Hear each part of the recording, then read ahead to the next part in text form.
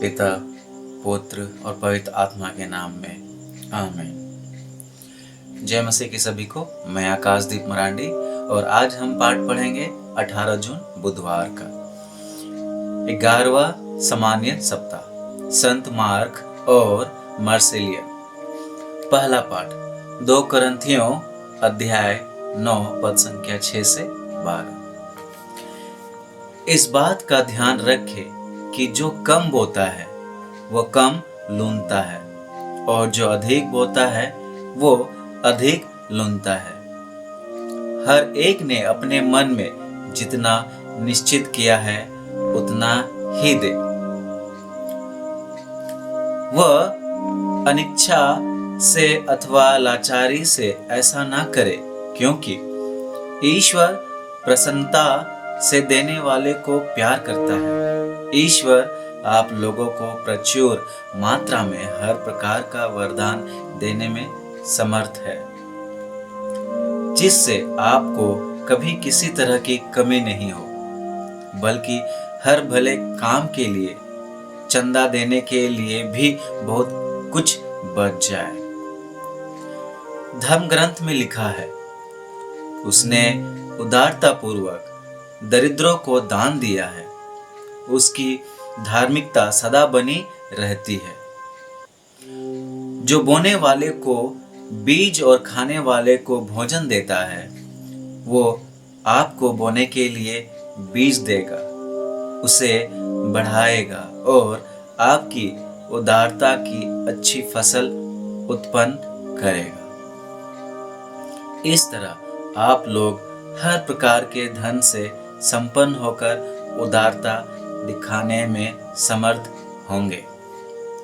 आपका दान मेरे द्वारा वितरित होकर ईश्वर के प्रति धन्यवाद का कारण बनेगा। सुसमाचार मत्ती अध्याय 6 पद संख्या 1 से 6 और पद संख्या 16 से 18।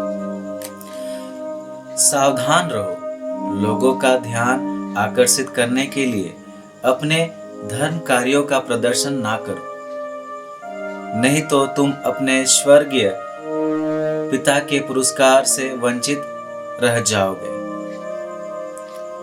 जब तुम दान देते हो तो इसका ढिंढोरा नहीं पिटवाओ।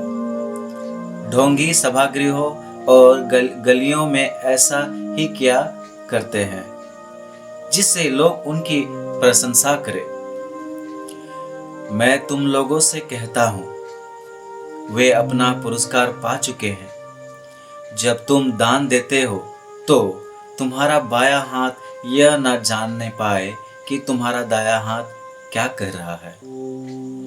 तुम्हारा दान गुप्त रहे और तुम्हारा पिता जो सब कुछ देखता है तुम्हें पुरस्कार देगा।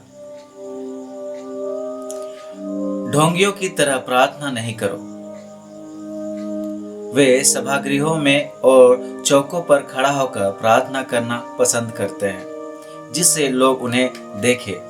मैं तुम लोगों से ये कहता हूं, वे अपना पुरस्कार पा चुके हैं। जब तुम प्रार्थना करते हो तो अपने कमरे में जाकर द्वार बंद कर लो और एकांत में अपने पिता से प्रार्थना करो। तुम्हारा पिता जो एकांत को भी देखता है तुम्हें पुरस्कार देगा।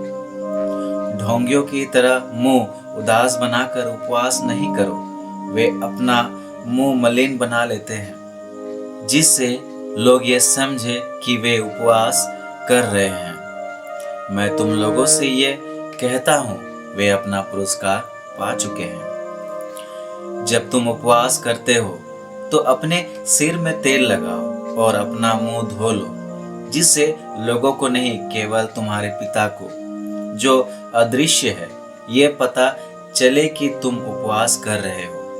तुम्हारा पिता जो अदृश्य को भी देखता है तुम्हें पुरस्कार देगा। चिंतन। दूसरों के द्वारा खुद के लिए व्यक्तित्व की स्वीकृति चाहना व्यक्ति के लिए ना ही मनोभाविक रूप से अच्छा है और ना ही आध्यात्मिक रूप से। ऐसे लोग खुद अपनी अच्छाइयों के प्रति असुरक्षित महसूस करते हैं। जब जब हम दूसरों की प्रशंसा पाकर भावुक हो उठते हैं, तब हम दूसरों के लिए कम समय देते हैं। ऐसी परिस्थिति में बहुधा हमारे मित्रगण भी हमारा साथ छोड़ देते हैं। इसलिए यीशु आज बेनाम परोपकारिता के लिए प्रोत्साहित करते हैं, ताकि इन दया के कार्यों में मानवीय शालीनता प्रदर्शित हो। ऐसा कर जब कभी भी आध्यात्मिक या भौतिक उपकार करते हैं, हम अपने और दूसरों के सम्मान को प्रोत्साहित करते हैं। यदि हमें उपहार प्यार के साथ दिया जाता है, तो हम दूसरों की खुशी देख आनंदित होते हैं, क्योंकि हम सभी ईश्वर के एक ही परिवार के सदस्य तो हैं। अनुवाक्य: धन्य है वो जो प्रभु पर श्रद्धा रखता है। जय घोष, हालेलुया। प्रभु कहते हैं, यदि कोई मुझे प्यार करेगा तो वो मेरी शिक्षा पर चलेगा। मेरा पिता उसे प्यार करेगा और हम उसके पास आकर उसमें निवास करेंगे। हालेलुया। पिता, पुत्र और पवित्र आत्मा के नाम में आमीन। ईश्वर को धन्यवाद।